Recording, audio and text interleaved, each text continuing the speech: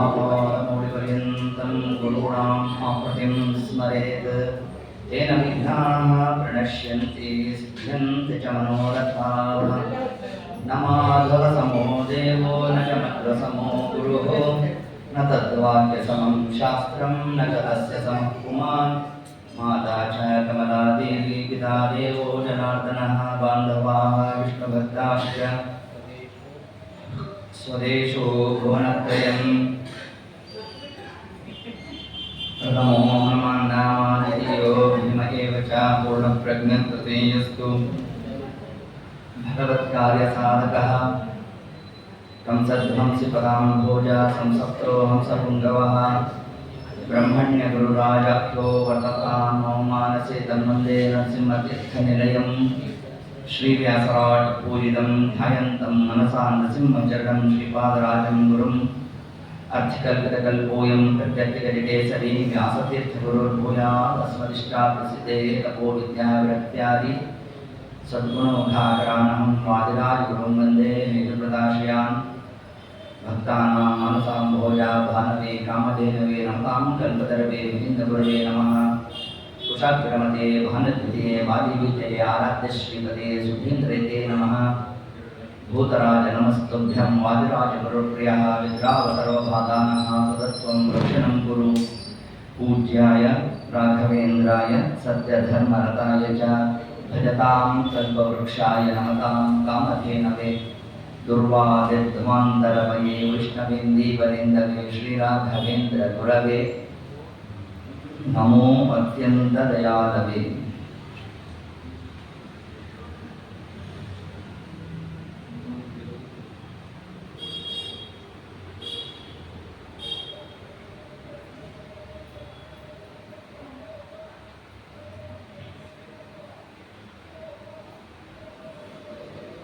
जन्माद्यस्य यतोऽन्वयादितरतः जार्थेष्वविघ्नः स्वराट् तेने ब्रह्महृदाय आदिकवये मुह्यन्ति यं सूरयः।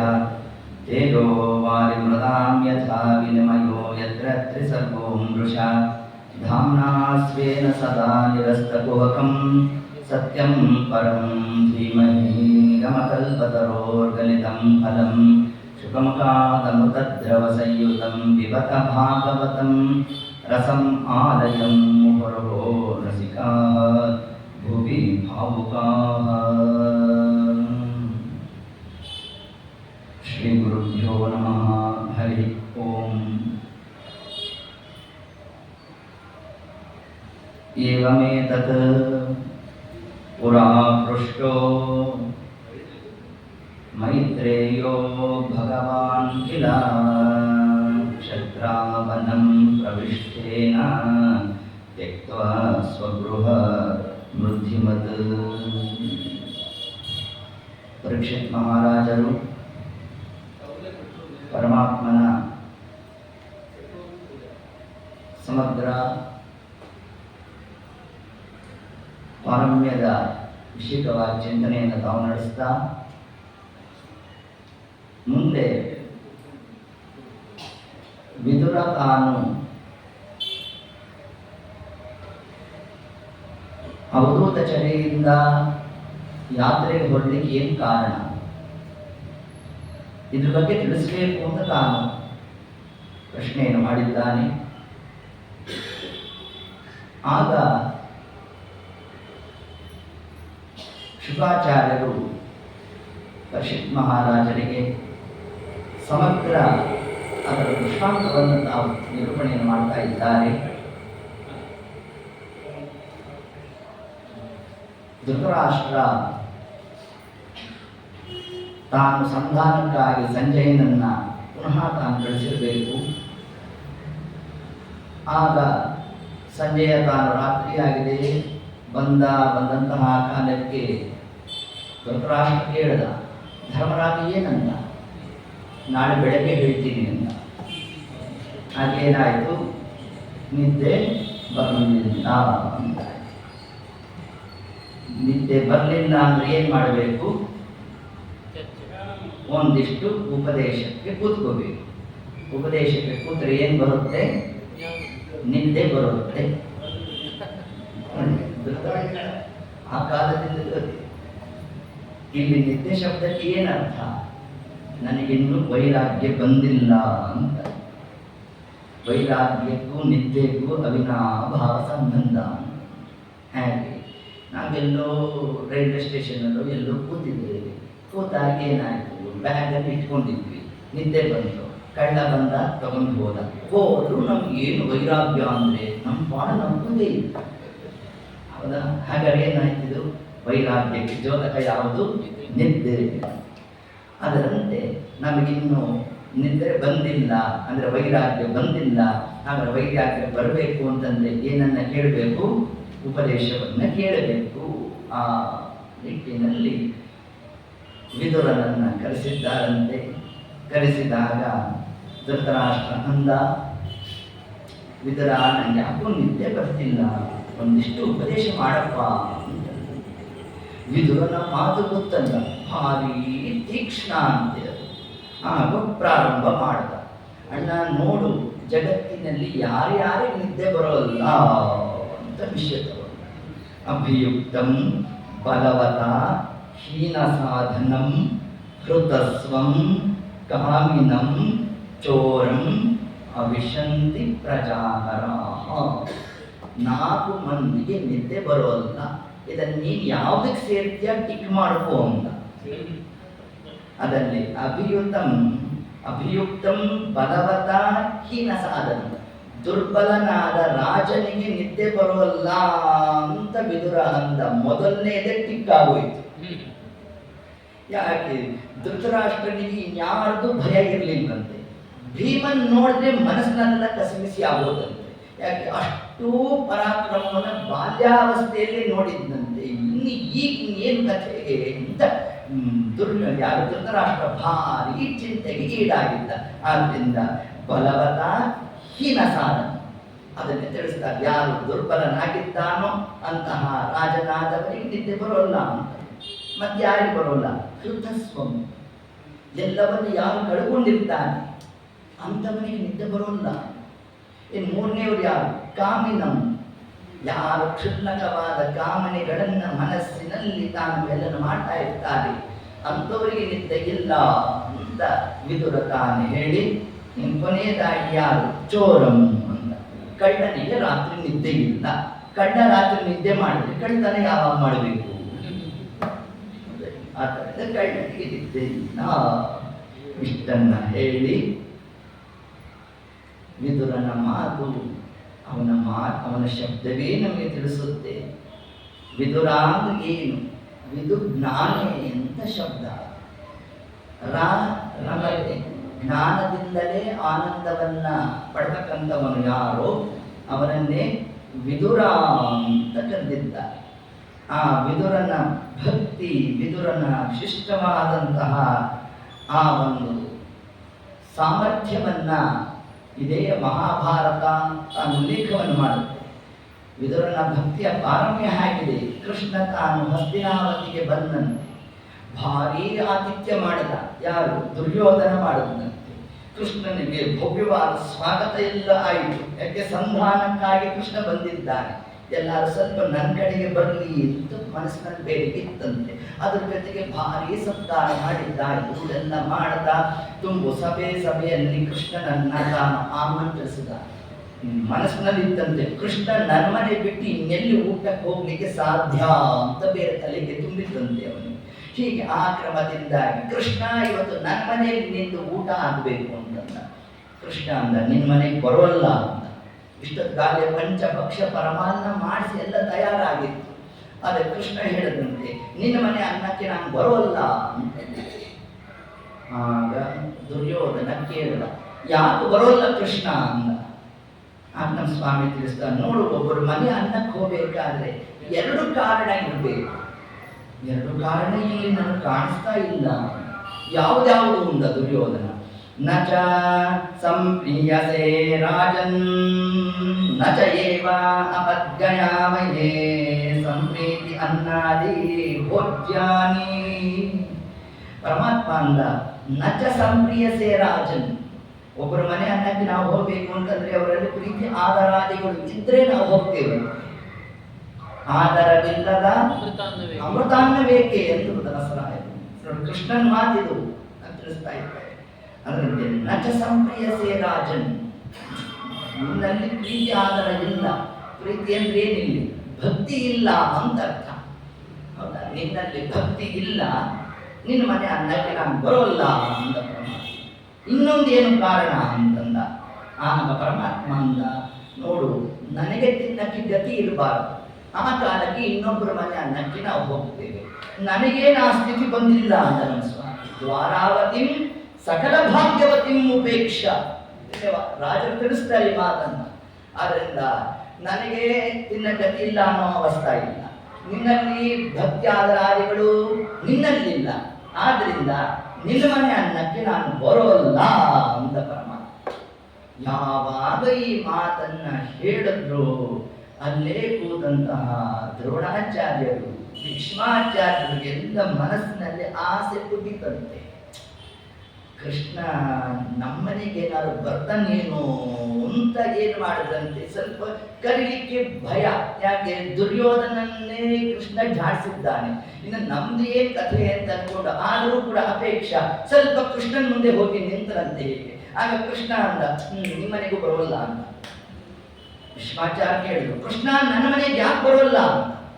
ಆಗ ನಮ್ಮ ದೇವರಂದ, ಭಗವತ್ ಭಕ್ತರಿಗೆ ಅಪಮಾನ ಆಗುವ ಕಾಲಕ್ಕೆ ನೀವೆಲ್ಲ ತೆಪ್ಪಗೆ ಕೂತಿದ್ರಿ,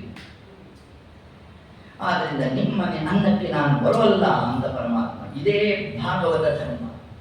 ಪರಮಾತ್ಮ ನಮ್ಮ ಮನೆಗೆ ನಮ್ಮ ಮನಕ್ಕೆ ಬರಬೇಕು ಅಂತಂದ್ರೆ ಅದಕ್ಕಿರ್ತಕ್ಕಂತಹ ಮಾನದಂಡ ಯಾವುದು ಅಂತಂದ್ರೆ, ಸದ್ಭಕ್ತರನ್ನ ನಿಂದನೆಯನ್ನ ಮಾಡಿತ್ತು ಅಂತಂದ್ರೆ, ಅಥವಾ ಅಪಮಾನ ಆಗೋ ಕಾಲಕ್ಕೆ ಅದನ್ನ ಪ್ರತಿರೋಧವನ್ನಾದರೂ ಮಾಡಿಲ್ಲ ಅಂತಂದ್ರೆ, ಆ ಕಾಲಕ್ಕೆ ಪರಮಾತ್ಮ ಸರ್ವಥಾ ನಮ್ಮ ಪೂಜೆಯನ್ನ ಸ್ವೀಕರಿಸೋಲ್ಲ.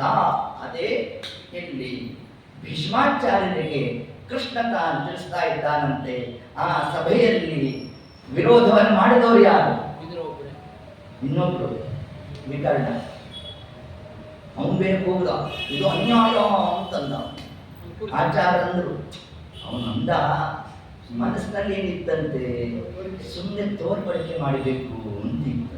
ಇದನ್ನು ಸ್ವಯಂ ದುರ್ಯೋಧನ ಹೇಳ್ತಾನೆ. ಮೊದಲನೇ ದಿವಸದ ಯುದ್ಧದಲ್ಲೇ ಭೀಷ್ಮಾಚಾರ್ಯರ ಬಳಿಗೆ ಬಂದು, ನೋಡಿ ನಮ್ಮ ಕಡೆ ಇರೋರು ಯಾರ್ಯಾರಿದ್ದಾರೆ ಅಂತಂದ್ರೆ ಈ ವಿಕರ್ಣನೆ ಮೊದಲಾದವರೆಲ್ಲ ಏನು ಪ್ರಯೋಜನ ಇಲ್ಲ. ಯಾಕೆ ಅಂದ್ರೆ ಪಾಂಡವರೇನಾದ್ರು ಸ್ವಲ್ಪ ಹೊಗಳ್ಬಿಟ್ರೆ ಅವ್ರ ಕಡೆನೇ ಸೇರ್ಕೊಂಡಿರ್ತಾರೆ. ಆದ್ರಿಂದ ಇವನನ್ನ ನಾವು ಪರಿಗಣನೆ ಮಾಡಲಿಕ್ಕೆ ಆಗೋಲ್ಲ ಅಂತ ನಾವು ದುರ್ಯೋಧನ ತಾನು ಅಂದಿರ್ತಕ್ಕಂತಹ ಮಾತು. ಆದ್ರಿಂದ ಅದೇ ಸ್ವಯಂ ತಮ್ಮ ಸ್ವರೂಪತಃ ಅದನ್ನು ವಿರೋಧ ಮಾಡಿರ್ತಕ್ಕಂಥವ್ರು ಯಾರು? ಸಾಕ್ಷಾತ್ ವಿದುರ. ಅದೇ ಪರಮಾತ್ಮ ತಾನೇನಂದ, ವಿದುರ ನಾನು ನಿನ್ನ ಮನೆ ಅನ್ನಕ್ಕೆ ಬರ್ತೇನೆ ಅಂದ್ಬಿಟ್ಟಂತೆ ಸ್ವಾಮಿ. ಹಿಂಗೆ ಹೇಳಿದ್ರೆ ವಿದುರ ನಾಚಿಬಿಟ್ಟಂತೆ ಇರ್ಬೇಕಾದ್ರೆ, ಅಲ್ಲೋ ಕೃಷ್ಣ ನನ್ನ ಮನೇಲಿ ಏನಿದೆ ಅಂತ ಬರ್ತೀವಿ ಸ್ವಾಮಿ. ಆಗ್ಲಿ ನಿನ್ನ ಚಿತ್ತ ಅಂತ ತಾವು ಕಾಲಕ್ಕೆ ಧಾವಿಸಿ ಮನೆಗೆ ತಾನು ಹೋಗೋಣ. ತನ್ನ ಪತ್ನಿ ತಿಳಿಸ್ತಾ ಇದ್ದಾನಂತೆ, ಕೃಷ್ಣ ಬರ್ತಾನಂತೆ ಅಂತ ತಾನು ಹೇಳ್ತಾ ಮನೆಗೆ ಇರ್ತಕ್ಕಂತಹ ಹಣ್ಣು ಮತ್ತೊಂದು ಏನಿದೆಯೋ ಅದನ್ನ ಎಲ್ಲ ತಯಾರು ಮಾಡಿ ನಾನು ಹೋಗಿ ಇನ್ನೊಂದಷ್ಟು ಪದಾರ್ಥ ತರ್ತೇನೆ ಅಂತ ವಿದುರ ತಾನು ಹೋಗಿರ್ಬೇಕು. ಪರಮಾತ್ಮ ಅರ್ಧ ಗಂಟೆ ಮುಂಚೆ ಬಂದ್ಬಿಟ್ಟಂತೆ. ಅರ್ಧ ಗಂಟೆ ಆದ್ಮೇಲೆ ಬರಕ್ ಅವನಿನ ಆಚಾರ ಅಲ್ಲ, ಅವನು ಪರಮಾತ್ಮ.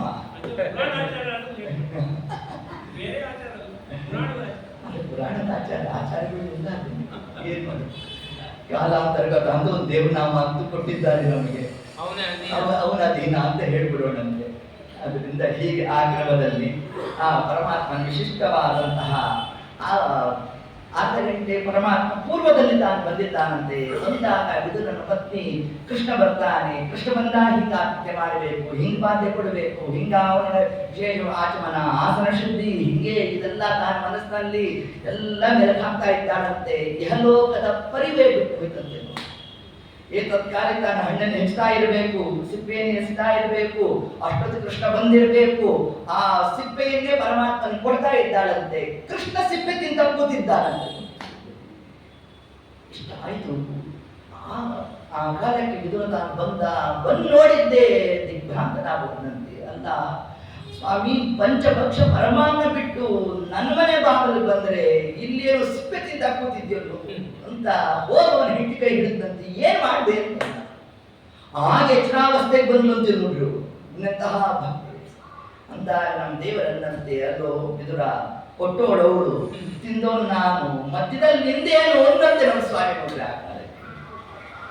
ಇದನ್ನೇ ದಾಸರಾಜ ಮಂಡ್ರೆ ಹೇಳ್ತಾರೆ, ವಿದುರನ ಭಾಗ್ಯವಿದು ಈ ಪದುಮಾಜಾಂಡ ತಲೆ ತೂಗುತ್ತಲಿದೆಯೋ ಇಡೀ ಬ್ರಹ್ಮಾಂಡ ತಲೆ ತೂಗುತ್ತಂತೆ. ವಿದುರನ ಸೌಭಾಗ್ಯವನ್ನು ತಾವು ಕಾಣ್ತಾ ಅಂತಹ ಅನುಗ್ರಹ ಪರಮಾತ್ಮ ಯಾರಿಗೆ ಮಾಡಿದ್ದಾನೆ? ವಿದುರನಿಗೆ ಮಾಡಿದ್ದಾನೆ. ಅಂತಹ ವಿದುರ ತಾನಿಲ್ಲಿ ತತ್ವೋಪದೇಶವನ್ನ ಮಾಡಲಿಕ್ಕಾಗಿ ಬಂದಿದ್ದಾನೆ ಅಂತಂದ್ರೆ ಇನ್ನೆಂತಹ ಜ್ಞಾನಿ ಆಗಿರ್ಬೇಡ ಅದನ್ನು ತಿಳಿಸ್ತಾರೆ. ವಿದುರ ತಾನೇನು ಉಪದೇಶ ಮಾಡಿದ್ದಾನೆ ಅದೇ ಮಹಾಭಾರತದಲ್ಲಿ ಏನಂತ ಕರೆಸ್ಕೊಂಡಿದೆ? ವಿದುರ ನೀತಿ. ಪಾಂಡವರಿಗೆ ಶಾಸನ ಯಾವುದು? ವಿದುರ ನೀತಿ. ನೋಡಿ ಇನ್ನೆಂತಹ ಕ್ರಮದಲ್ಲಿ ತಾನು ರಚನೆ ಮಾಡಿರ್ಬೇಕ. ಹಾಗೆ ವಿದುರ ತಾನು ಯಾರಿಗೆ ಉಪದೇಶ ಮಾಡಿದ? ಧೃತರಾಷ್ಟ್ರನಿಗೆ. ಧೃತರಾಷ್ಟ್ರ ಅಂದ್ರೆ ಏನು? ಅಂಧ ಅಂತ, ಕುರುಡ ಅಂತ. ಕುರುಡನಾದವನಿಗೆ ಯಾರ ನೀತಿ? ವಿದುರ ನೀತಿ. ಧೃತರಾಷ್ಟ್ರ ಅಂದ್ರೆ ಯಾರು? ಬರೀ ಆ ಮಹಾಭಾರತ ಕಾಲದ ಧೃತರಾಷ್ಟ್ರ ಅಲ್ಲ, ನಾವೆಲ್ಲರೂ ಕೂಡ ಧೃತರಾಷ್ಟ್ರರೇ.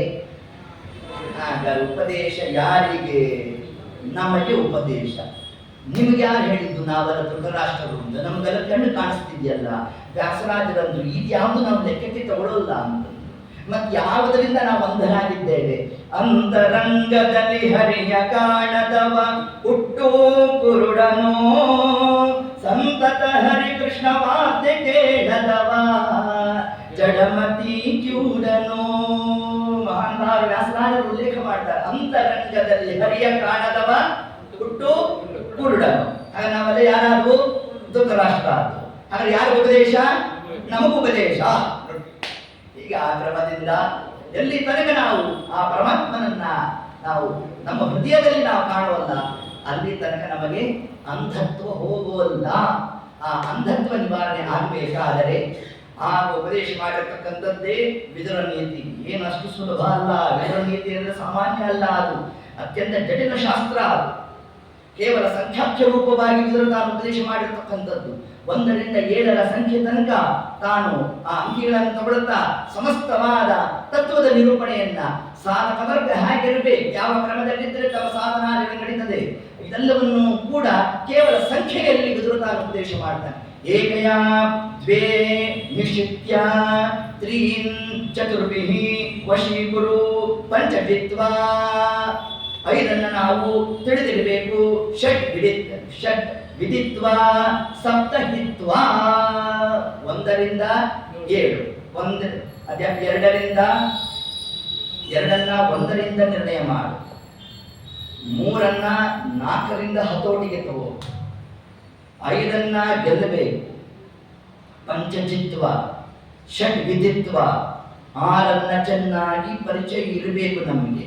ಸಪ್ತಹಿತ್ವ, 7ರಲ್ಲಿ ನಾವು ಹಿಡಿತವನ್ನ ಸಾಧಿಸಬೇಕು. ಇದಿಷ್ಟೂ ಕೂಡ ಒಬ್ಬ ಸಾಧಕನಾದವನಿಗೆ ಇರಬೇಕಾದಂತಹ ಲಕ್ಷಣ. ವಿದುರ ತಾನು ಧೃತರಾಷ್ಟ್ರನಿಗೆ ತಿಳಿಸ್ತಾ ಇದ್ದಾನೆ, ಅಣ್ಣ ನೀ ಎಲ್ಲಿ ಎಡಗಿದ್ದೆ ಗೊತ್ತೇನು? ಏಕಯ ದ್ವಿ ನಿಶ್ಚಿತ್ಯ, 2 ರಿಂದ 1ರ ನಿರ್ಣಯ ಮಾಡಬೇಕು ಅಂತ. ಅಂದ್ರೆ ಏನರ್ಥ? ರಾಜನಾದವನು ಅವನ ಬಳಿಗೆ ನ್ಯಾಯಕ್ಕಾಗಿ ಬಂದಾಗ ತಮ್ಮವರೂ ಬಂದಿರಬಹುದು ನ್ಯಾಯವನ್ನು ಕೇಳಲಿಕ್ಕೆ, ಪರಕೀಯರೂ ಬಂದಿರಬಹುದು. ಅವರಿಬ್ಬರೂ ಬಂದಾಗ ನಿನ್ನ ದೃಷ್ಟಿ ಹಾಗಿರಬೇಕು, ಏಕದೃಷ್ಟಿ ನ್ಯಾಯ ಇರಬೇಕೆ ಹೊರತಾಗಿ ನಮ್ಮವರು ಅನ್ನೋ ಜ್ಞಾನ ಇರಬಾರ್ದು ನಿನಗೆ. ಭಗವದ್ಗೀತೆಯಲ್ಲಿ 1ನೇ ಶ್ಲೋಕ ಧೃತರಾಷ್ಟ್ರ ಪ್ರಾರಂಭ ಮಾಡೋದೇ ಈ ವ್ಯಾಮೋಹದಿಂದ. ಧರ್ಮಕ್ಷೇತ್ರೇ ಕುರುಕ್ಷೇತ್ರೇ ಸಮವೇತಾಯುತ್ಸವ ಮಾಮಕಾಹ ಪಾಂಡವಾಶ್ಚ. ನನ್ನವರು ಆ ಪಾಂಡವರು. ಅಲ್ಲಿಗೆ ಏನಾಯಿತು ಅಂತಂದ್ರೆ, ಅದ್ಯಾಪಿ ಇವನು ರಾಜ, ಪಾಂಡವರು ಯಾರು? ಇವನ ಅಣ್ಣನ ಮಕ್ಕಳೇ ಆಗಿದ್ದಾರೆ. ಆದರೂ ಕೂಡ ವ್ಯಾಮೋಹ ಎಲ್ಲಿ ಬಂದಿದೆಯಂತೆ ಅಂದ್ರೆ ತನ್ನವರು ತನ್ನ ಮಕ್ಕಳು ಅನ್ನೋ ಶಬ್ದದಿಂದಾಗಿ ನೀನು ಯಾವ ನಿರ್ಣಯವನ್ನು ಮಾಡೋದ್ರಲ್ಲಿ ಎಡವಿದೆಯೋ ಅದನ್ನು ಮೊದಲಿಗೆ ತಿದ್ದುಕೋ ಅಂತ. ಏಕಯ ದ್ವೇ ಇಬ್ಬರು ಬಂದಾಗ ಏಕ ನ್ಯಾಯವನ್ನು ಕೊಡಬೇಕು. ಹಂಗೆ ನ್ಯಾಯವನ್ನು ಕೊಟ್ಟಿರತಕ್ಕಂತಹ ಯಾವುದಾದ್ರು ದೃಷ್ಟಾಂತ ಇದೆಯಾ? ಪರಮಾತ್ಮನ ಶೇಖವಾಗಿ ರಾಮಾವತಾರದಲ್ಲಿ ಒಂದು ನಾಯಿ ನ್ಯಾಯವನ್ನು ಕೇಳ್ಕೊಂಡು ಬಂತು. ಯಾರ ಪರ ದೂರು? ಬ್ರಾಹ್ಮಣೋತ್ತಮರ, ಯಾರು ಋಷಿಗಳ ಮೇಲೆ ಬ್ರಾಹ್ಮಣೋತ್ತಮರು. ಆದರೆ ರಾಮದೇವರು ಅವರು ಬ್ರಾಹ್ಮಣರಿದ್ದಾರೆ, ಇದೊಂದು ಶ್ವಾನ, ನೀವು ಹೊಂದಿನಾರನ್ನ ಹಂಗೇನು ಮಾಡಿ ಏಕಯ್ಯ ಅಲ್ಲಿ ನ್ಯಾಯವನ್ನು ಕೊಡುತ್ತಾ ನಾಯಿ ದ್ವಾರವೇ ಶಿಕ್ಷೆಯನ್ನು ಕೊಡಿಸ್ಬಿಟ್ಟ ಪರಮಾತ್ಮ. ಎಷ್ಟು ಪರಮಾತ್ಮನ ವ್ಯಾಪಾರ! ಹಿಂಗಿರಬೇಕು ನಮ್ಮ ದೃಷ್ಟಿಕೋನ ಅನ್ನೋದನ್ನೇ ಅಲ್ಲಿ ಹೇಳ್ತಾ, ಇನ್ನ ತ್ರೀನ್ ಚತುರ್ಭಿಹಿ ವಶಿಕೋ, 3 ವರ್ಗದವರನ್ನ 4ರಿಂದ ನಾವು ಹಿಡಿತಕ್ಕೆ ತರಬೇಕು. 3 ಮಂದಿ ಅಂದರೆ ಸಾತ್ವಿಕರು, ರಾಜಸರು, ತಾಮಸರು. ಈ 3 ಮಂದಿಯನ್ನ 4ರಿಂದ ನಾವು ಅವರನ್ನ ಹಿಡಿತಕ್ಕೆ ತರಬೇಕು ಅಂತಂದ್ರೆ ಸಾಮ, ದಾನ, ದಂಡ. ನಿನ್ನ ಮಗನಿಗೆ ದಂಡ ಬಾಸು ಹಿಡ್ಕೊಂಡು ಅಂತ ದುರ್ಯೋಧನ. ಇಷ್ಟು ಹೇಳ್ತಾ ಪಂಚಚಿತ್ವ 5 ಗೆಲ್ಲಬೇಕು ಅಂತಂದ. ಯಾವುದು 5? ಪಂಚ ಜ್ಞಾನೇಂದ್ರಿಯದಲ್ಲಿ ಜನ್ಯವಾದಂತಹ ಕಾರ್ಯಗಳು ಏನಿದೆ? ಪಂಚ ಜ್ಞಾನೇಂದ್ರಿಯಕ್ಕೆ ವಿಷಯವೇ ಪಂಚ ತನ್ಮಾತ್ರೆಗಳು. ಇದಕ್ಕೆ ಒಂದೊಂದು ದೃಷ್ಟಾಂತವನ್ನು ಕೊಡ್ತಾ ಹೋಗ್ತಾನೆ. ಒಂದೊಂದು ವಿಷಯ ಪದಾರ್ಥಗಳನ್ನ ನಾವು ಭೋಗ ಮಾಡಲಿಕ್ಕಾಗಿ ಅಪೇಕ್ಷೆ ಪಟ್ಟಿದ್ದೇವೆ ಅಂತಂದ್ರೆ, ಅಣ್ಣ ನೋಡು ಅದಕ್ಕೆಲ್ಲ ಹೇಗೆ ಅವನತಿ ಆಗಿದೆಯೋ ಅದರಂತೆ ನಿನ್ನ ಸ್ಥಿತಿ ಅಂತಂದ. ಕುರಂಗ, ಮಾತಂಗ, ಪತಂಗ, ಭೃಂಗ, ಮೀನ, 5 ಜ್ಞಾನೇಂದ್ರಿಯಗಳಿಗೆ ದೃಷ್ಟಾಂತ.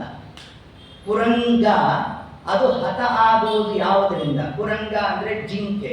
ಜಿಂಕೆಗೆ ಮರಣ ಯಾವುದರಿಂದ ಅಂತಂದ್ರೆ ಶ್ರವಣದಿಂದಾಗಿ. ಆ ಬೇಟೆಗಾರ ಸುಶ್ರಾಯವಾಗಿ ತಾನು ಒಂದಷ್ಟು ನುಡಿಸ್ತಾನಂತೆ, ಅದನ್ನು ಕೇಳ್ತಾ ನಿಂತುಬಿಡುತ್ತಂತೆ. ನಿಂತಾಗ ಏನಾಯ್ತು? ಬಾಣವನ್ನು ಹೊಡೆದ. ಹಾಗಾದ್ರೆ ಜಿಂಕೆಗೆ ಅವನತಿ ಯಾವುದರಿಂದಾಗಿ? ಶ್ರವಣದಿಂದಾಗಿ. ಅದರಂತೆ ಆಡದಿರು ಅಪವಾದಗಳನ್ನು, ಕೊಂಡಾಡದಿರಿನ್ನು ಚಿಲ್ಲರೆ ದೈವಗಳನ್ನು ಅಂತ ದಾಸರಾಯರು ತಿಳಿಸ್ತಾರೆ.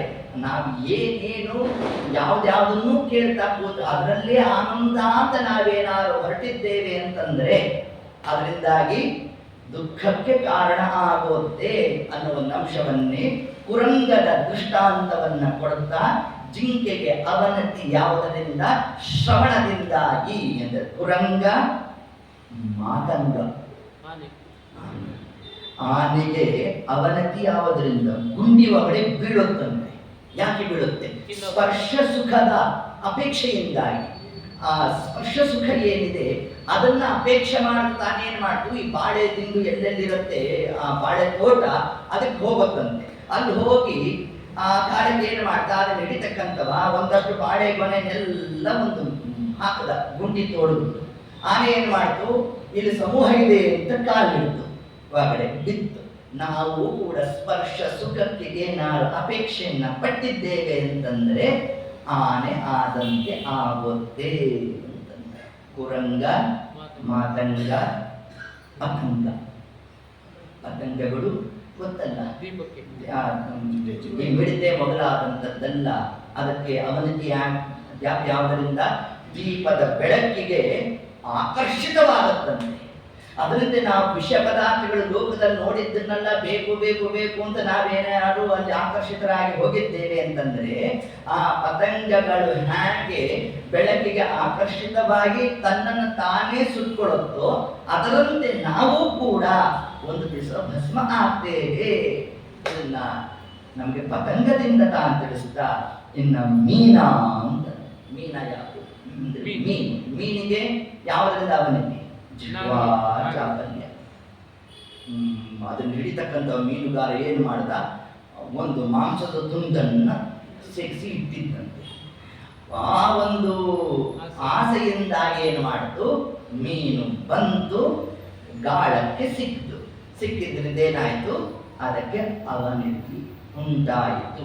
ಹಾಗಾಗಿ ನಮಗೂ ಕೂಡ ಯಾವುದರಿಂದ ಈ ದುಃಖಾದಿಗಳು ಅಂತಂದ್ರೆ ಜಿಹ್ವಾ ಚಾಪಲ್ಯದಿಂದ. ಮೊಟ್ಟ ಮೊದಲನೆಯದಾಗಿ ಸಾಧಕ ವರ್ಗ ತಾವು ಯಾವುದನ್ನ ನಿಗ್ರಹಿಸಬೇಕು, ಜಿಹ್ವಾ ಚಾಪಲ್ಯವನ್ನು ನಿಗ್ರಹಿಸಬೇಕು ಅಂತ ತಿಳಿಸಿದ್ದಾರೆ.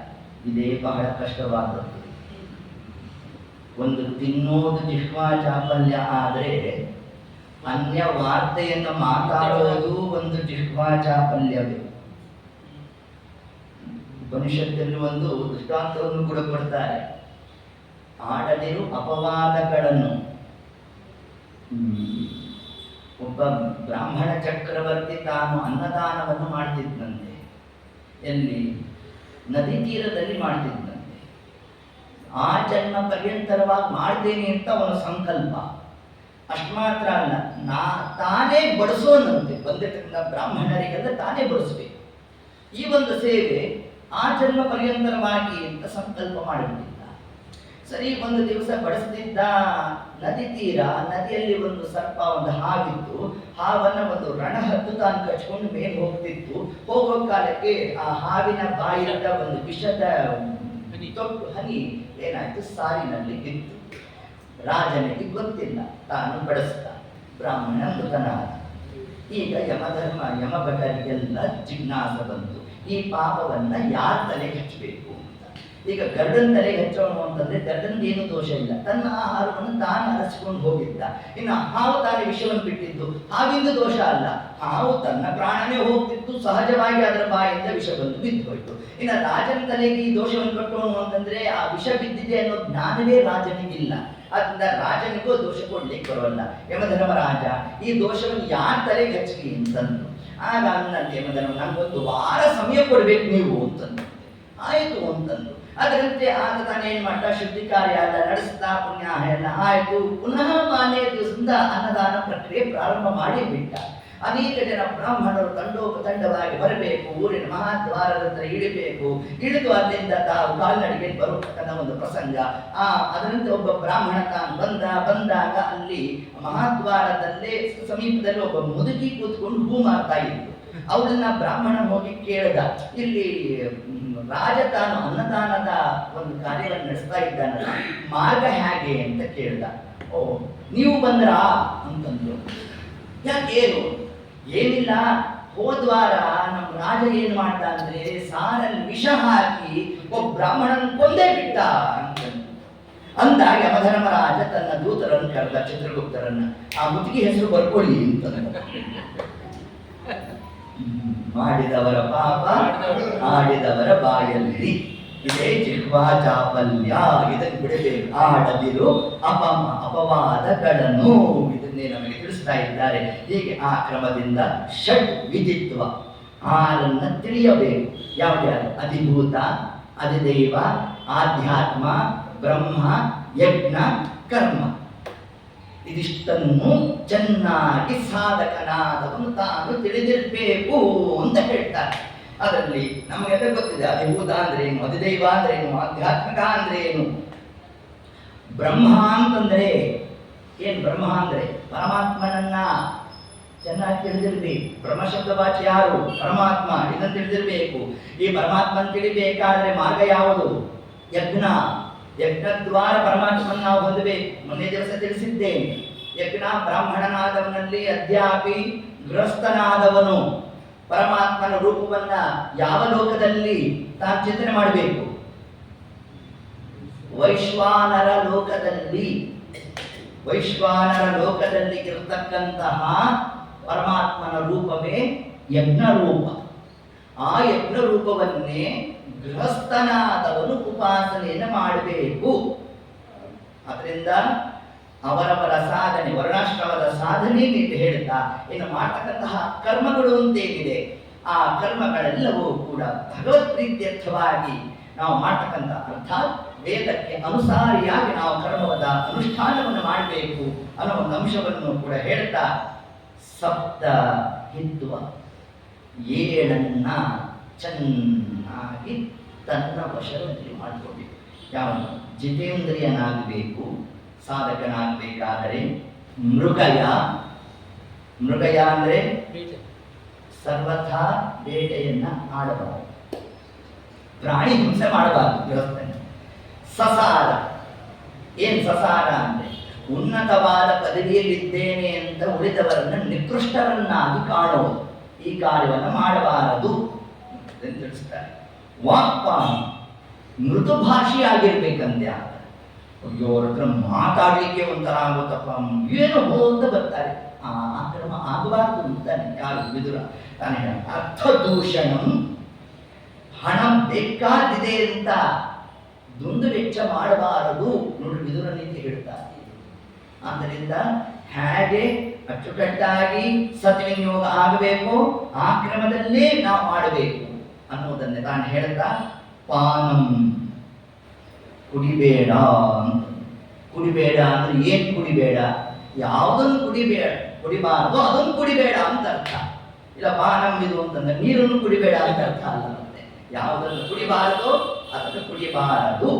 ಇಷ್ಟು 7 ಪ್ರಕಾರವಾಗಿ ವಿದುರ ತಾನು ಹೇಳ್ತಾ, ಅಣ್ಣ ಈ ಒಂದು ಕ್ರಮದಿಂದಾಗಿ ನೀನು ಪಾಲನೆಯನ್ನು ಮಾಡ್ತು ಅಂತಂದ್ರೆ ನಿನಗೆ ನಿದ್ದೆ ಬರುತ್ತೆ ಅಂತಂದ.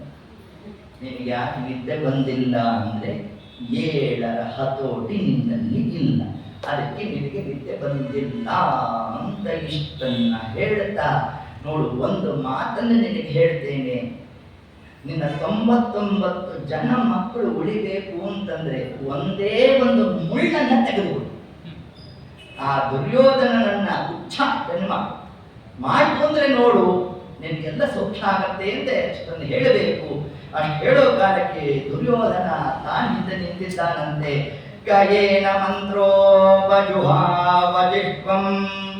ದಾಸ್ಯಾಸುತಂ ಯತ್ ಬಲಿನೈವ ಪುಷ್ಟಃ ತಸ್ಮಿನ್ ಪ್ರತೀಪಃ ಪರಕೃತ್ಯ ಆಸ್ತ್ಯೇ. ದುರ್ಯೋಧನ ನಿಂದನೆ ಮಾಡ್ತಾ ಯಾರನ್ನ, ವಿದುರನನ್ನ. ದಾಸ್ಯಾಸುತಂ, ಈ ದಾಸಿ ಪುತ್ರನನ್ನ ಹಿಡಿದು ಹೊರಗಡೆ ದಬ್ರಿ ಅಂತಂದ. ಕಾರಣ ತಸ್ಮಿನ್ ಪ್ರತೀಪಃ ಪರಕೃತ್ಯ, ನಮ್ಮ ಪರವಾಗಿ ಒಂದು ದಿವಸಕ್ಕೆ ವಿದುರ ಇಲ್ಲವೇ ಇಲ್ಲ, ಸದಾಕಾಲ ಪಾಂಡವರ ಪರವಾಗಿ ಇರ್ತಕ್ಕಂಥವ. ಆದ್ದರಿಂದ ಇವನನ್ನ ಹಿಡಿರಿ ಅಂತಂದ. ಅನೇಕ ಜನ ದೂತರತ ಬರಬೇಕು. ಬಂದಾಗ ವಿದುರನ ವಿದ್ಯಾ ತೇಜಸ್ವಿಯಲ್ಲಿತ್ತು. ತಾನು ಒಂದಾವತ್ತೆ ದೃಷ್ಟಿಸಿ ನೋಡಿದಂತೆ ನೋಡಿದ್ರೆ ಎಲ್ಲರೂ ಅಲ್ಲೇ ಸ್ಥಗಿತರಾಗಿ ನಿಲ್ಲಬೇಕು. ನಿಂತಹ ಕಾಲಕ್ಕೆ ಅಂತ ವಿದುರ ತಾನು ಹೊರಟಿದ್ದಾನೆ. ಹೊರಟಾಗ ಮುಂದೆ ಎಲ್ಲಿ ಹೊರಟ ನೋಡಿ, ಪರಮಾತ್ಮನ ವ್ಯವಸ್ಥೆ ಹೇಗಿದೆ. ಮುಂದೆ ವಿದುರನಿಗೆ ಅಪಮಾನ ಆಗಬೇಕು. ಅಪಮಾನ ಆದರೆ ಬಳಿಯು ಅಪರೂಪ ಹರಿನಾಮ ಸ್ಮರಣೆ ಒದಗುವುದಾದರೆ ಅಂತ ದಾಸರು ಒಂದು ಉದ್ಗಾರವನ್ನ ತೆಗೆದಿದ್ದಾರಲ್ಲ, ಅದಕ್ಕೆ ದೃಷ್ಟಾಂತ ಯಾರು? ವಿದುರ. ಅಪಮಾನ ಆಯಿತು ಯಾರಿಂದ? ದುರ್ಯೋಧನನಿಂದ. ಅದರಿಂದ ಏನಾಯಿತು? ಅಪರೂಪ ಹರಿನಾಮ ಅವರಿಗೆ ಪ್ರಾಪ್ತಿಯಾಯಿತು. ಮೊದಲಿಗೆ ಎಲ್ಲಿಗೆ ಹೋದ ವಿದುರ? ಯಮುನಾ ತೀರಕ್ಕೆ ತಾನು ಹೋದಂತೆ. ಆ ಯಮುನಾ ತೀರದಲ್ಲಿ ಯಾರನ್ನ ತಾನು ಸಂಧಿಸಿದ್ದಾನೆ? ಉದ್ಧವರನ್ನ ಭೇಟಿ ಮಾಡಿದ. ಯಾವಾಗ ದೊಡ್ಡವರು ಜ್ಞಾನಿಗಳ ಒಂದು ಸಮಾಗಮ ಆಗುತ್ತೆ, ಆಗ ನಮ್ಮ ವರ್ತನೆ ಹೇಗಿರಬೇಕು ವಿದುರ ತಿಳಿಸ್ತಾನೆ. ಒಂದಿಷ್ಟು ತತ್ವೋಪದೇಶವನ್ನು ಮಾಡ್ರಿ ಎಂದ ಕಾಲಕ್ಕೆ ವಿದುರ. ಅಂದ್ರೆ ಏನಿದ್ರ ಆಂತರ್ಯ? ಸಜ್ಜನರು ಸಿಕ್ಕಾಗ ಸತ್ಕಾಲ ಕ್ಷೇಪವನ್ನು ನಾವು ಮಾಡಬೇಕು, ಹೊರತಾಗಿ ಏನೋ ಲೌಕಿಕವಾದ ಹರಟೆಯಲ್ಲಿ ನಾವು ಪ್ರವೃತ್ತರಾಗಿತ್ತು ಅಂತಂದ್ರೆ ಆ ಜನ್ಮ ವ್ಯರ್ಥ ಹೋಗ್ತದೆ ಎಂದು ತಿಳಿಸ್ತಾರೆ. ಆಗ ಉದ್ಧವ ಅಂದ್ರೆ ಸಾಮಾನ್ಯ ಅಲ್ಲ. ಆಗ 75 ವರ್ಷಗಳ ಸಾಧನೆ ಏತಜ್ಜನ್ಮದಲ್ಲಿ. 5 ವರ್ಷದ ಬಾಲಕನಾದಾಗಿನಿಂದಲೇ ಆಟಪಾಠ ವಿಹಾರಾದಿಗಳೆಲ್ಲ ಶಿಷ್ಟವಾದಂತಹ ವೈರಾಗ್ಯವನ್ನು ಪಡೆದುಬಿಟ್ಟಿದ್ದ. ಕೇವಲ ಕೃಷ್ಣ ಭಕ್ತಿ. ಆ ಕೃಷ್ಣ ಭಕ್ತಿಯಿಂದಾಗಿ ಸ್ವಯಂ ಕೃಷ್ಣ ಬರಬೇಕು, ಕೃಷ್ಣನಿಂದ ನಾನು ವಿಶೇಷ ಉಪದೇಶವನ್ನು ಪಡಿಬೇಕು ಅಂತ ಸಂಕಲ್ಪವನ್ನು ಮಾಡಿದರೆ 80 ವರ್ಷ ಆಯಿತು ಅಂತ ನೋಡಿ ಯಾರು ಉದ್ಧವನಿಗೆ. ಆಗ ಕೃಷ್ಣ ಕರೆದ, ಬಾ ಪಾಠ ಮಾಡ್ತೀನಿ. ಮೊದಲನೇ ದಿವಸದ ಪಾಠ ಎಲ್ಲ ಮುಗಿತು. 2ನೇ ದಿವಸನೂ ಬಂದ ಕೃಷ್ಣ ಕೇಳಿದ, ದಕ್ಷಿಣೆ ತಂದಿಯಾ ಅಂದ. ಉದ್ಧವ ಅಂದಲ್ಲೋ ಕೃಷ್ಣ, ನೀನು ದಕ್ಷಿಣೆ ಕೇಳ್ತೀಯಾ ಅಂತಂದ. ಯಾಕೆ ಕೇಳಲ್ಲ ಅಂತ ನಮ್ಮ ಸ್ವಾಮಿ. ಹೌದಾ, ಹೋಗಿ ತರ್ತೀನಿ ಕೃಷ್ಣ, ಕೂತ್ಕೋ ಅಂತ. ಬೇಡ ಕೃಷ್ಣ, ನೋಡು ಮುಂದೆ ಇದೇ ಒಂದು ಇತಿಹಾಸ ಆಗೋಗುತ್ತೋ. ಕೃಷ್ಣ ಉದ್ಧವನನ್ನು ಕೇಳಿದಂತೆ ಉದ್ಧವ ಕೊಡ್ಲಿಲ್ವಂತೆ ಅಂತ ಪಕ್ಷಾತಿ ಯಾಕೆ ಬೇಕು ಸ್ವಾಮಿ ಅಂತ ಅಂದ್ರೆ, ಆಗ ನಮ್ಮ ದೇವರಿಂದ ನೋಡು ಮತ್ತೇನಿಲ್ವೋ, ದಕ್ಷಿಣಾಗ ನೀನು ಕೊಡೋ ರೊಕ್ಕ ಅಲ್ಲ, ದಕ್ಷಿಣ ಜ್ಞಾನ ಸಂದೇಶ. ನಿನ್ನೆ ಪಾಠ ಮಾಡಿದ್ನಲ್ಲಪ್ಪ ಅದನ್ನು ಒಪ್ಸು ಅನ್ನಂತೆ ನಮ್ಮ ಸ್ವಾಮಿ. ಹೀಗೆ ಉದ್ಧವನಿಗೆ ಪರಮಾತ್ಮ ತಾನು ವಿಶೇಷವಾಗಿ ಉಪದೇಶವನ್ನು ಮಾಡಿದ್ದ. ಆ ಕಾಲಕ್ಕೆ ಉದ್ಧವನಿಗೆ ಇನ್ನೊಂದು ಮಾತು ಹೇಳಿದ್ದಂತೆ ನಮ್ಮ ಸ್ವಾಮಿಗಳು, ಮುಂದೆ ವಿದುರ ಬರ್ತಾನೆ, ಬಂದಾಗ ಕೆಲವೊಂದು ಅಂಶಗಳನ್ನು ಮಾತ್ರ ನೀವು ತಿಳಿಸಬೇಕು, ಮುಂದಿನ ಉಪದೇಶ ಎಲ್ಲ ಮೈತ್ರೇಯರು ಮಾಡ್ತಾರೆ ಅಂತ ಎಲ್ಲ ವ್ಯವಸ್ಥೆ ಮಾಡಿದ್ದ ನಮ್ಮ ಪರಮಾತ್ಮ. ಅಂದ್ರೆ ನಾವು ಜ್ಞಾನಕ್ಕಾಗಿ ಸಂಕಲ್ಪವನ್ನು ಮಾಡಬೇಕು, ಮಿಕ್ಕಿದ್ದೆಲ್ಲ ವ್ಯವಸ್ಥೆ ಪರಮಾತ್ಮ ತಾನು ನಡೆಸಿರ್ತಾನೆ. ನಾವು ಸಂಕಲ್ಪನೇ ಮಾಡಲಿಲ್ಲ ಅಂತಂದ್ರೆ ಆ ಪರಮಾತ್ಮನ ಅನುಗ್ರಹ ಹೆಂಗೆ ಆಗ್ಬೇಕು ನಮಗೆ? ಆದ್ದರಿಂದ ಹೀಗೆ ಆ ಕ್ರಮದಿಂದ ಮುಂದೆ ಗಂಗಾ ತೀರಕ್ಕೆ ಉದ್ಧವ ಯಾರು ನಮ್ಮ ವಿದುರ ತಾನು ಹೊರಟಿದ್ದಾನಂತೆ. ಹೊರಟಿರ್ತಕ್ಕಂತಹ ಕಾಲಕ್ಕೆ ಸುಖಾಯ ಕರ್ಮಣಿ ಕರ್ಮಾಣಿ ಕರೋತಿ ಲೋಕೆ ನ ತೈಃ ಸುಖಂ ಜಾನ್ಯದ್ದು ಪಾರಮಂ ವಾ ವಿದ್ಯೇತ ಭೂಯಾಸ್ತತಯೇವ ದುಃಖಂ ಯತ್ತತ್ರ ಯುಕ್ತಂ ಭಗವಾನ್ ವದೇನ್ನಃ. ವಿದುರ ಮೈತ್ರೇಯರನ್ನು ಕುರಿತು ತಾನು ಒಂದು ಪ್ರಶ್ನೆಯನ್ನು ಮಾಡಿದ. ಸುಖಾಯ ಕರ್ಮಣಿ ಕರ್ಮಾಣಿ ಕರೋತಿ ಲೋಕೆ. ಜೀವರಾಶಿಗಳು ಕೇವಲ ಸುಖದ ಅಪೇಕ್ಷೆಗಾಗಿ ತಾವೇನು ಮಾಡ್ತಾ ಇದ್ದಾರೆ? ಎಲ್ಲ ಕರ್ಮವನ್ನು ಮಾಡ್ತಾ ಇದ್ದಾರೆ. ಸರಿ, ಇಷ್ಟೆಲ್ಲ ಪರಿಶ್ರಮ ಪಟ್ಟಿದ್ದಾರೆ, ಅವ್ರನ್ನ ಹೋಗಿ ಕೇಳಿದ್ರೆ ಏನಂತಾರೆ? ಮುಂದೆ ಸುಖವಾಗಿರ್ಲಿಕ್ಕೆ ಅಂತ ಮಾಡ್ತಾರೆ. ಸರಿ, ಮುಂದಕ್ಕೆ ಅವರು ಸುಖ ಬಂದಾಗ ಸುಖ ಇದೆ ಅಂತ ಒಂದಿಷ್ಟು ಹಣ ಎಲ್ಲ ಸಂಗ್ರಹ ಮಾಡಿ ಅಷ್ಟೇ ಹಾಕಿ ಇದ್ದಾನಪ್ಪ, ಈಗ ನಾನು ಉಣ್ಕೊಂಡು ತಿನ್ಕೊಂಡು ಅಂತಂದ್ರೆ ಏನೋ ಕಾಯಿಲೆ ಬಂದ್ಬಿಡ್ತು. ಹಾಗೇನಾಯ್ತು, ಕೆಲಸಕ್ಕೆ ಹೋಗೋ ಕಾಲದಲ್ಲಿ ಏನೋ ಒಂದಿಷ್ಟು ತಿನ್ಕೊಂಡು ಬೆಳಗ್ಗೆ ಯಾವುದೋ ಕಾಲಕ್ಕೆ ಹೋದ, ಯಾವುದೋ ಕಾಲಕ್ಕೆ ಬಂದ, ಹೆಂಗೋ ತಿಂದ, ಹೆಂಗೋ ಬಿದ್ದುಕೊಂಡ, ಹೀಗೆ ಕಾಲಕ್ಕೆ ಪ್ರವೃತ್ತ. ಸರಿ, ಒಂದಷ್ಟು ಹಣ ಎಲ್ಲ ಸಂಗ್ರಹ ಆಯ್ತು, ಈಗ ಸ್ವಲ್ಪ ಸುಖವಾಗಿರೋಣ ಅಂತಂದ್ರೆ ಕಾಯಿಲೆ ಬಂದ್ಬಿಡ್ತು. ಹಾಗಾಗಿ ಈ ಎಲ್ಲಾ ಕರ್ಮಗಳು ಸುಖಕ್ಕಾಗಿ ಅಂತ ತಾನು ಮಾಡ್ತಾ ಇದ್ರೆ ಸುಖವನ್ನು ಅನುಭವಿಸುವ ಕಾಲದಲ್ಲೂ ದುಃಖ. ಸರಿ, ಸುಖವನ್ನು ಕಳೆದ ಮೇಲೆ ಏನಿದೆ? ಪುನಃ ದುಃಖ. ಇದನ್ನು ವಿದುರ ತಾನು ತಿಳಿಸ್ತಾ ಇದ್ದಾರೆ. ಸುಖಾಯ ಕರ್ಮಾಣಿ ಕರೋತಿ ಲೋಕೆ ನ ತೈಃ ಸುಖಂ. ಆದ್ರೆ ಸುಖವನ್ನು ಅವರು ಕಾಣಬೇಕು ಅಂತಂದ್ರೆ ಹೇಗಿದೆ ಸುಖ ಅಂದ್ರೆ ಸಂಪುಟಾಕಾರದಲ್ಲಿ ಇದೆಯಂತೆ. ಮೊದಲಿಗೆ ದುಃಖ, ಎಲ್ಲೋ ಮಧ್ಯದಲ್ಲಿ ಸುಖ, ಆ ಸುಖದಲ್ಲಿ ದುಃಖದ ಮಿಶ್ರಣ, ಪುನಃ ದುಃಖ. ಜೀವರಾಶಿಗಳು ಇದೇ ಕ್ರಮದಲ್ಲಿ ಭ್ರಮಣ ಮಾಡ್ತಾ ಇದ್ರೆ ಹೆಂಗೆ ಉದ್ಧಾರ ಆಗಬೇಕು ಸ್ವಾಮಿ? ಅದರಿಂದ ಯಾವುದನ್ನು ಚಿಂತನೆ ಮಾಡಿದ್ರೆ ಸಮಸ್ತವಾದ ಈ ದುಃಖದಿಂದ ಅವರು ನಿವೃತ್ತಿಯನ್ನು ಹೊಂದಬಹುದು. ಅಂತಹ ಆ ಪರಮಾತ್ಮನ ಕಥಾ ಪ್ರಸಂಗವನ್ನೇ ನಮಗೆ ಉಪದೇಶ ಮಾಡಬೇಕು ಅಂತ ವಿದುರ ತಾನಲ್ಲಿ ಪ್ರಾರ್ಥನೆಯನ್ನು ಮಾಡಿದ್ದಾನಂತೆ. ಇದನ್ನು ಯಾರು ಪರಮಾತ್ಮನ ಕೃಷ್ಣ ಕಥಾ ಶ್ರವಣ ಮಾಡ್ತಾರೋ ಅವ್ರ ಫಲ ಏನು? ತವ ಕಥಾಮೃತಂ ತಪ್ತ ಜೀವನಂ ಕವಿಭಿರೇಡಿತಂ ಕಲ್ಮಷಾಪಹಂ. ತವ ಕಥಾಮೃತಂ ತಪ್ತ ಜೀವನಂ. ಈ ಸಂಸಾರದಲ್ಲಿ ದುಃಖ ತಪ್ತರಾಗಿ ಜೀವನ ತಾವೇನಿದ್ದಾರೆ, ಇದರಿಂದ ನಾವು ಪರಿಹಾರವನ್ನು ಹೊಂದಬೇಕಾದರೆ ಅದಕ್ಕಿರ್ತಕ್ಕಂಥ ಏಕೈಕ ಮಾರ್ಗ ಯಾವುದು? ತವ ಕಥಾಮೃತ. ಸ್ವಾಮಿ ನಿನ್ನ ಕಥಾಮೃತವನ್ನ ಕೇಳಿದ ಮೇಲೆ ಅನುಗ್ರಹ ಅಲ್ವೋ? ಯತತೋಪಿ ಹರೇ, ಶ್ರೀಮದ್ ಆಚಾರ್ಯ ತಿಳಿಸ್ತಾರೆ. ಯತತೋಪಿ, ಯತ ಅಲ್ಲಿ ಯತತೋಪಿ ಅಂದ್ರೆ ಏನು? ಯತತಃ. ಯತತಃ ಅಂದ್ರೆ ಏನು? ಪ್ರಯತ್ನ ಮಾಡಿದರೂ ಏನಿದೆ ನಮಗೆ? ಸಕಲಂ ಪಾಪ ಲಯಂ, ನಾಶ ಹೊಂದತ್ತೆ. ಹೇಗೆ ನಾಶ ಹೊಂದತ್ತೆ? ಯಾವಾಗ ನಾಶ ಹೊಂದತ್ತೆ? ಆಶು ತತ್ಕಾಲದಲ್ಲಿ ಆಗುತ್ತದೆ. ಅದು ಯಾವುದರಿಂದ? ಯಾರು ಪರಮಾತ್ಮನ ನಾಮಸ್ಮರಣೆಯನ್ನ ಪ್ರಯತ್ನ ಪೂರ್ವಕವಾಗಾದರೂ ಮಾಡಿದ್ರು ಅವ್ರಿಗೇನಿದೆ? ಫಲ ಇದೆ ಅಂತ ಹೇಳಬೇಕಾದರೆ ಸ್ಮರತಸ್ತು. ಇನ್ನು ಪರಮಾತ್ಮ ನಾಮಸ್ಮರಣೆ ನಾವು ಮಾಡೇ ಬಿಟ್ರೆ ಇನ್ನಂತಹ ಫಲ ಬರಬೇಡ. ಆದ್ದರಿಂದ ಆ ಕಾಲಕ್ಕೆ ವಿದುರ ತಾನು ಇದನ್ನು ಉಲ್ಲೇಖ ಮಾಡ್ತಾ ಆ ಪರಮಾತ್ಮನ ಕಥಾ ಹೇಗಿರ್ಬೇಕದು ಕೇವಲ ಅವನ ನಾಮಸ್ಮರಣೆ ಅವನ ಮಹಿಮೆಯೇ ಹೇಳ್ತಕ್ಕಂತಹ ಕ್ರಮ ಆಗ್ಬೇಕು. ಗ್ರಾಮ ಕಥಾನುವಾದ ಹಂಗಾಗಬಾರದು. ಮಹಾಭಾರತ ಕೃಷ್ಣ ಕಥಾನೇ, ಆದ್ರೆ ಮೇಲ್ನೋಟಕ್ಕೆ ಹೆಂಗಿದೆ ಅದು? ಏನೋ ಪಾಂಡವರು ಕೌರವರು ಅವರ ಒಂದು ಯುದ್ಧ ಇದಿಷ್ಟೇ ತೋರ್ತಾ ಇದೆ ಸ್ವಾಮಿ. ಹಿಂಗಾದ್ರೆ ಆಗೋಲ್ಲ ನಮಗೆ. ಹೇಗಿರಬೇಕು ಪರಮಾತ್ಮನ ಕಥಾ ಅಂತಂದ್ರೆ ಹೂವಿನಲ್ಲಿ ಇರ್ತಕ್ಕಂತಹ ಮಕರಂದ, ಆ ಮಕರಂದವೇ ಹರಿನಾಮ ಸ್ಮರಣೆ. ನಾವು ಹೂವಲ್ಲೇ ಮಕರಂದ ಇದೆ, ಎಲ್ಲಿ ಮಕರಂದವನ್ನು ತೆಗೆದು ನೋಡೋಣ, ನಮ್ಮಿಂದ ಆಗುತ್ತಾ? ಅದಕ್ಕಾಗಿ ಒಂದು ವರ್ಗ ನೋಡಿ, ಆ ಒಂದು ತುಂಬಿ ತಾನು ಹೋಗಬೇಕು, ಮಕರಂದವನ್ನ ಆಸ್ವಾದಿಸಬೇಕು. ಪುಷ್ಪಕ್ಕೆ ಯಾವ ವಿಕಾರ ಆಗಿರಬಾರದು. ಅಂದ್ರೇನು? ಮಹಾಭಾರತ ಕಥಾ ಅದರ ಸಾರವನ್ನು ಹೇಳಿರಬೇಕು, ಮೂಲ ಗ್ರಂಥಕ್ಕೆ ವಿಕಾರ ಆಗಬಾರದು. ಅರೆ ಮಹಾಭಾರತದ ಸಾರ ಅದು ಪರಮಾತ್ಮ, ಅದ ಮಾತ್ರ ಸಾರಭೂತವಾಗಿ ಬರಬೇಕು.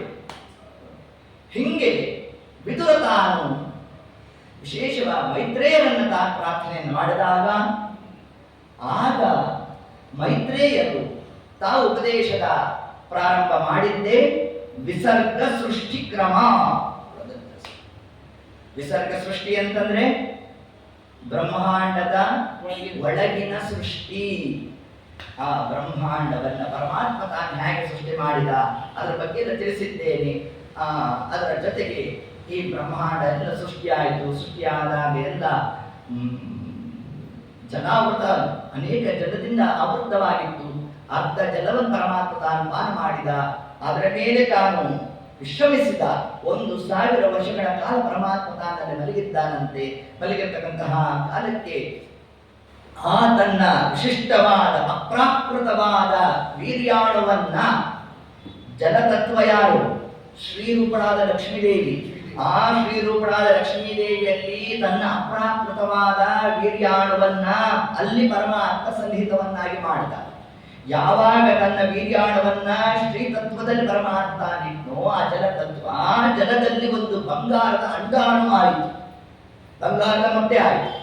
ಆ ಬಂಗಾರದ ಮೊಟ್ಟೆ ಒಡಗೊಂಡು, ನಾವು ತೆಂಗಿನಕಾಯಿ ಒಡೆದ್ರೆ ಹೆಂಗಾಗುತ್ತಲ್ಲ ಹಂಗೆ 2 ಹೋಳಾಯಿತು. ಆ 2 ಹೋಳಿನ ಮಧ್ಯದಲ್ಲಿ ಪುನಃ ಬ್ರಹ್ಮದೇವರು ಬಂದರು. ಆ ಬ್ರಹ್ಮದೇವರಿಗೆ ಏನು ಹೆಸರು? ಹಿರಣ್ಯ ಗರ್ಭ ಅಂತ ಹೆಸರು. ಅನೇಕ ಬಾರಿ ದೇವತೆಗಳಿಗೆ ಸೃಷ್ಟಿ ಕ್ರಮ ಇದೆ. ಇದೇ ಬ್ರಹ್ಮದೇವರು ಮುಂದೆ ಪುನಃ ಇನ್ನೊಂದು ಆವರ್ತಿ ಬರ್ತಾರೆ. ಎಲ್ಲಿ? ಮಾಯಾಪತಿ ವಾಸುದೇವನಲ್ಲಿ.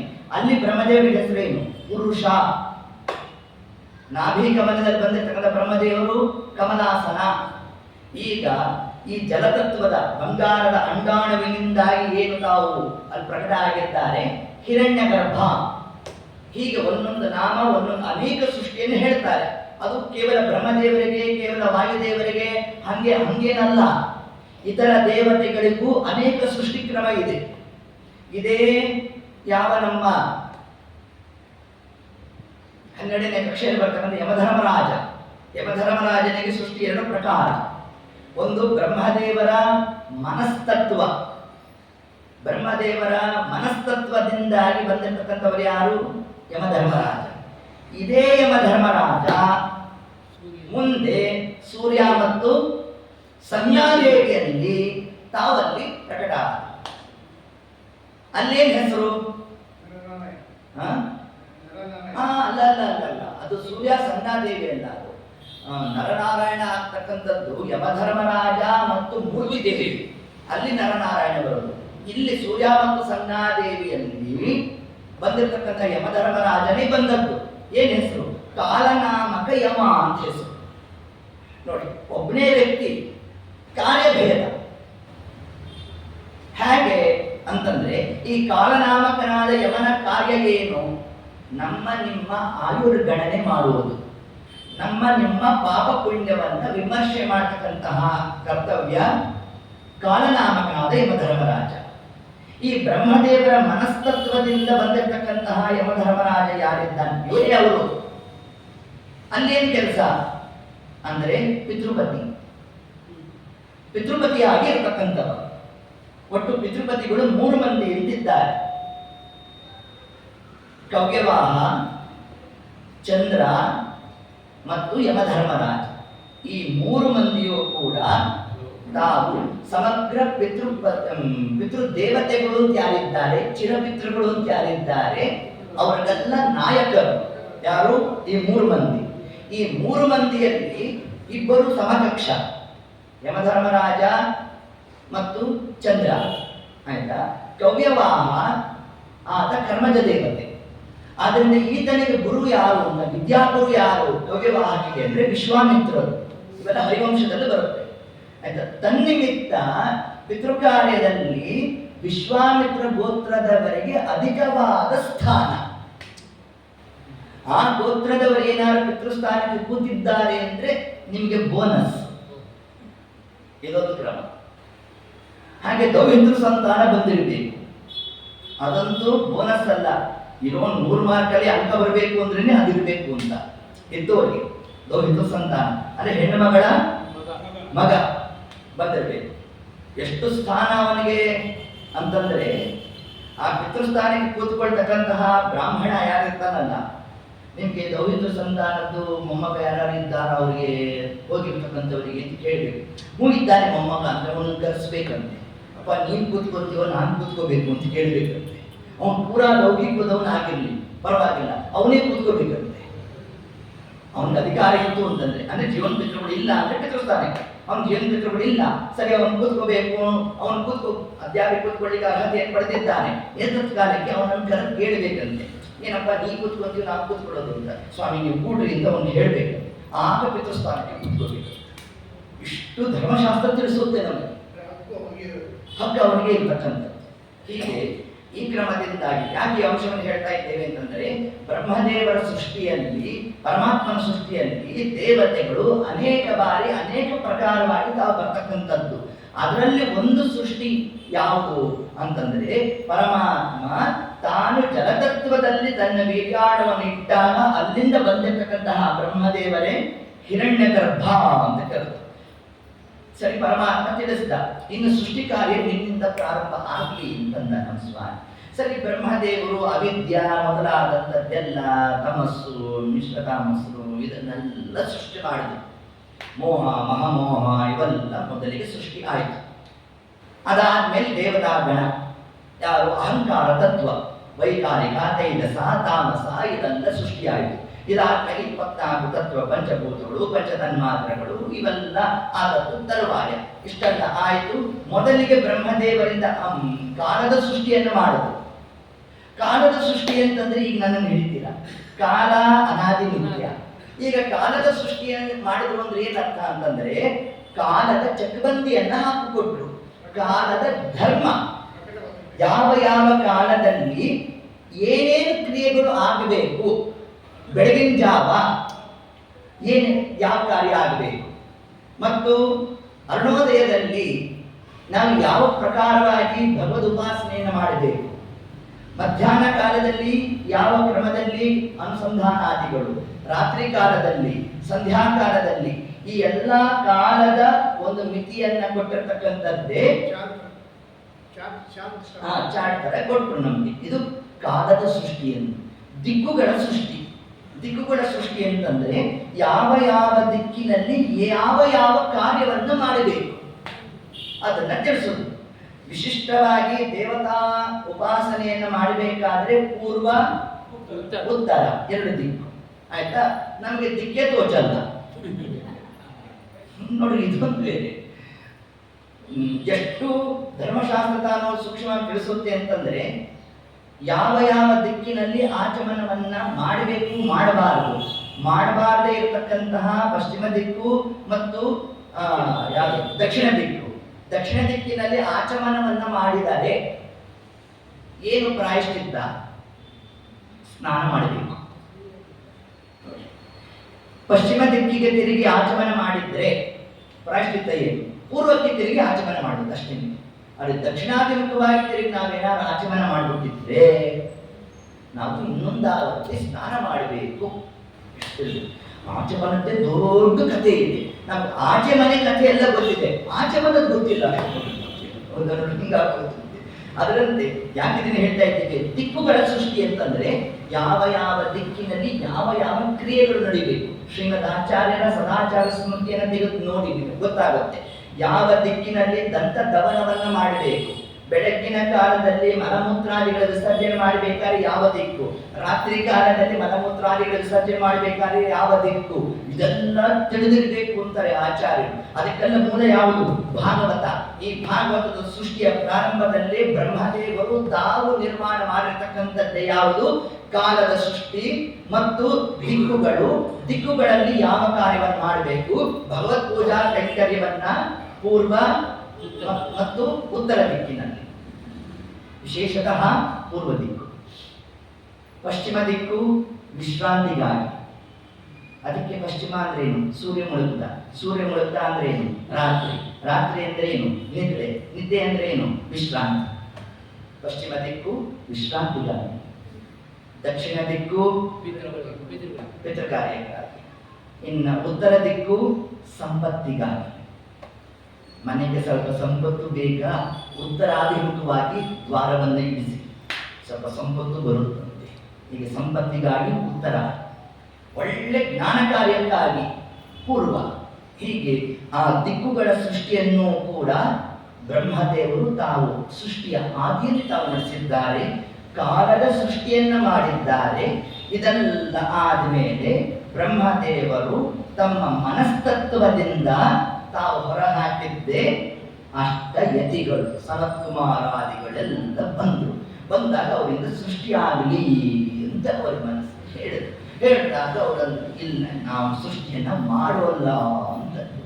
ನಾವೆಲ್ಲ ಯತಿಗಳಾಗಿದ್ದೇವೆ, ಸನ್ಯಾಸಿಗಳು, ನಾವು ಸರ್ವಥ ಸೃಷ್ಟಿಯಲ್ಲಿ ತೊಡಗುವಲ್ಲ ಅಂದಾಗ ಬ್ರಹ್ಮದೇವರಿಗೆ ಕೋಪ ಬಂತು. ಉಬ್ಬಿನ ಗಂಡನ್ನ ಹಾಕೋದು. ಅಲ್ಲಿಂದ ಬಂದವರೇ ಮಹರುದ್ರ ದೇವರು. ಮಹರುದ್ರ ದೇವರು ಬಂದಾಗ ಮಹರುದ್ರ ದೇವರಿಗೆ ಬ್ರಹ್ಮದೇವರ ಆಜ್ಞೆ ಮಾಡಿದ್ರು, ನೀ ಸೃಷ್ಟಿಯನ್ನು ಪ್ರಾರಂಭ ಮಾಡುವುದು. ಈಗಾಗಲೇ ಕೋಪಗೊಂಡಿದ್ದಾರೆ, ಇನ್ನು ನಾನು ಸೃಷ್ಟಿ ಮಾಡೋಲ್ಲ ಅಂದ್ರೆ ಇನ್ನೇನ್ ಕಥೆನು ಅಂತ ಅಂತಂದ್ರು. ಭೂತಗಣಗಳನ್ನೆಲ್ಲ ಸೃಷ್ಟಿ ಮಾಡಲಿಕ್ಕೆ ಶುರು ಮಾಡಿದ್ರು. ಅವಾಗ ಆಹಾರವನ್ನು ಒದಗಿಸುವಷ್ಟಕ್ಕೆ ಬ್ರಹ್ಮದೇವರು ಸುಸ್ತಾಯ್ತಂತೆ. ಇದ್ದು ಬತ್ತಿದ್ದೆಲ್ಲ ತಿನ್ಲಿಕ್ಕೆ ಶುರು ಮಾಡಿದ್ರು. ಆಗ ಬ್ರಹ್ಮದೇವರು ರುದ್ರದೇವರು ಕೇಳಿದ್ರು, ಸ್ವಲ್ಪ ನಿಲ್ಲಿಸು ನೀನು ಅಂದ್ರು. ನನಗೂ ಅದೇ ಬೇಕಿತ್ತು ಸ್ವಾಮಿ ಅಂತ ರುದ್ರದೇವರು ಅಂದ್ರು. ಅಲ್ಲಿಂದ ತಾವು ರುದ್ರದೇವರು ಹೊರಟಿದ್ದಾರೆ. ಇದಾದ ನಂತರದಲ್ಲಿ ಬ್ರಹ್ಮದೇವರ ಬಲಭಾಗದ ಶರೀರ, ಎಡಭಾಗದ ಶರೀರದಿಂದ ಮೊಟ್ಟ ಮೊದಲನೇ ಮಿಥುನ ಸೃಷ್ಟಿಯನ್ನ ಮಾಡಿದ್ದೆ ಸ್ವಯಂಭೂಮನು ಶತರೂಪಾ ದೇವಿ ಅಂತ ತಿಳಿಸಿದ್ದಾರೆ. ಅಲ್ಲಿ ಪ್ರಧಾನವಾಗಿ ಅವರನ್ನೇ ಪ್ರಜಾಪತಿಗಳು ಅಂತ ಕರೆದಿದ್ದಾರೆ. ಅಲ್ಲಿ ಬಂದಿರ್ತಕ್ಕಂಥ ಪ್ರಧಾನವಾದ 5 ಸಂತತಿ, 3 ದೌಹಿತ್ರ ಸಂತಾನ, ಹೆಣ್ಣು ಮಕ್ಕಳಾದ್ರೆ 2 ಗಂಡು ಸಂತತಿ. ಯಾರ್ಯಾರು? ಪ್ರಿಯವತ ರಾಜ, ಉತ್ತಾನಪಾದ. ಹೌದಾ? ಅದರಿಂದ ಇನ್ನು ಉಳಿದಂತಹ 3 ಮಂದಿ ಆಕೂತಿ, ದೇವಹೂತಿ, ಪ್ರಸೂತಿ ದೇವಿ. ಆ ಆಕೂತಿ ದೇವಿ ಮತ್ತು ಪ್ರಸೂತಿ ದೇವಿ ಮತ್ತು ದೇವಹೂತಿ, ಇಲ್ಲಿ ಅವರ ಒಂದು ಸಂತತಿಯ ವಿಸ್ತಾರ. ಆ ಸಂತತಿಯಲ್ಲಿ ಪರಮಾತ್ಮನ ಪ್ರಾದುರ್ಭಾವ, ಆ ಸಂತತಿಯ ಮುಂದಿನ ಸಂತತಿಯಲ್ಲೂ ಪರಮಾತ್ಮ ತಾನು ಬಂದಿರತಕ್ಕಂಥದ್ದು.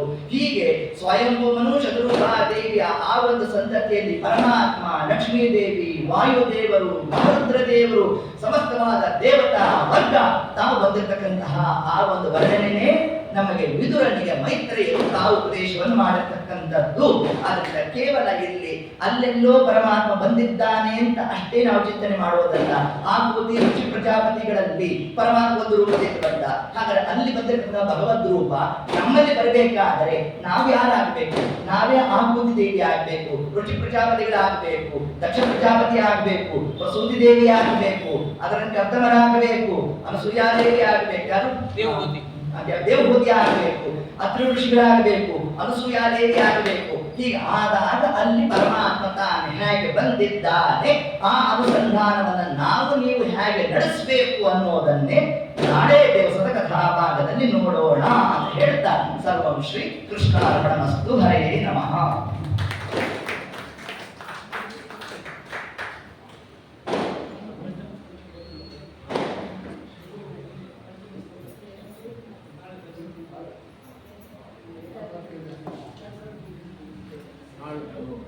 ನಾಳೆ ಸಾಯಂಕಾಲ ನಾವು ಮಾತಾಡ್ಕೊಂಡು 5 ಗಂಟೆ